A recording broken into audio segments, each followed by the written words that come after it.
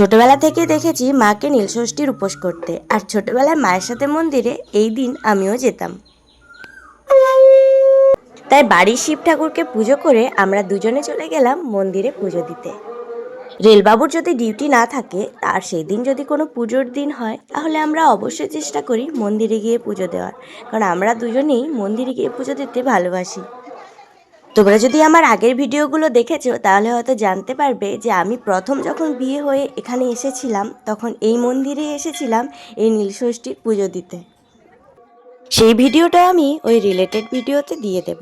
তখন যখন এসেছিলাম তখন অবশ্য অনেকের সাথে এসেছিলাম, মানে রেলবাবুও এসেছিল, কিন্তু তার সাথে আরও অনেকে এসেছিল যাদের বাড়িতে আমরা ভাড়া থাকতাম।